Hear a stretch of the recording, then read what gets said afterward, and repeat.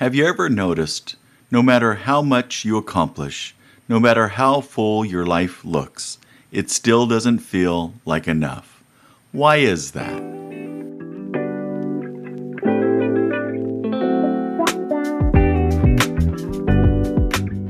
Welcome to the Catholic Journey. This is Deacon Pat Kearns, just 7 minutes a day to walk closer with Christ. Today I'd like to begin with a question. Have you ever noticed, even when life goes well, even when things are stable, even when you have what you once hoped for, there's still something inside of you that quietly says, there has to be more than this. A restlessness, a subtle dissatisfaction, a feeling that something is missing even when everything looks fine on the outside. And no matter how much you accomplish, how much you build, how much you experience, that feeling never fully goes away. And what makes this even more confusing is this. We don't always talk about it, because on the surface, life can look good, so we push it down. We ignore it. We keep moving. But underneath, that quiet restlessness remains, and if we're honest, it can feel unsettling. But here's where something powerful happens. The Church doesn't ignore this feeling, it explains it. In the Catechism of the Catholic Church, we are taught that this desire for God is written into the human heart. And centuries ago, St. Augustine of Hippo put it in this way. You have made us for yourself, O Lord, and our hearts are restless until they rest in you. So what if that restlessness isn't a flaw? What if it's actually evidence of something true about who you are? Because if that's true, then the problem isn't that we feel restless. The problem is how we try to resolve it. We don't stop desiring. We simply aim our desire in the wrong direction. We look to success, to relationships, to comfort, to recognition. And again, those things are not bad, but they are limited. They were never meant to carry the weight of your deepest longing. And when we place that expectation on them, they eventually disappoint us. Not because they fail, but because they are finite. And your heart was made for something infinite. And this truth often becomes clear, not in theory, but in lived experience. There was a man, disciplined, driven. He worked hard, planned carefully, built a life that many would admire, a strong career, financial stability, a sense of control. And for a long time, that was enough, or at least it seemed like it should be. But slowly something began to surface, not all at once, just moments.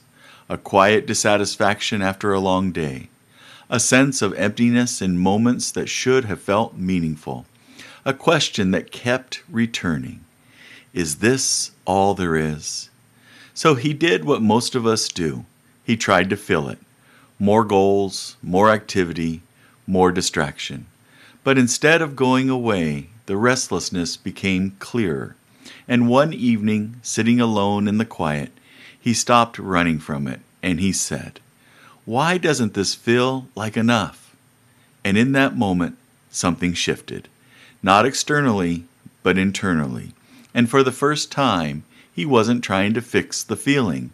He was listening to it.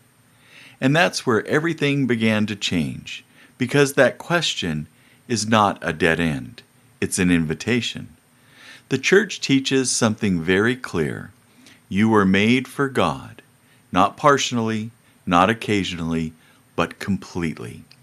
And that means every desire for fulfillment, every longing for meaning, every search for something more is ultimately a search for Him, even when we don't realize it, even when we're looking somewhere else. And this is where the tension in our lives comes from, because we are surrounded by good things, but made for the ultimate good. So we taste happiness, but not fullness. We experience joy, but it fades. We reach moments that feel complete, but they don't last. And that can feel confusing, unless we understand why. That restlessness is not there to frustrate you. It's there to guide you. It's like a compass within your soul, always pointing beyond what is temporary, toward what is eternal. It reminds you, this world is good, but it is not enough, because you were not made just for this life. You were made for something more, something lasting, something complete, something eternal. So what do we do with that? How do we live with that restlessness in a healthy way? Well, we stop trying to silence it, and we start allowing it to lead us. We let it draw us into prayer, even if that prayer is simple. We let it move us towards God, even if we don't fully understand the path. We begin to reorder our lives, not removing the good things, but no longer asking them to be everywhere. And slowly, we begin to notice something. The more we turn towards God, the less restless we become. Not because everything is perfect, but because we are finally moving in the direction we were created for. I hope you enjoyed this podcast. This has been The Catholic Journey with Deacon Pat Kearns. And remember, that feeling that something is missing may not be something to fix. It may be something to follow, because your heart was made for God, and it will not rest until it rests in Him. God bless.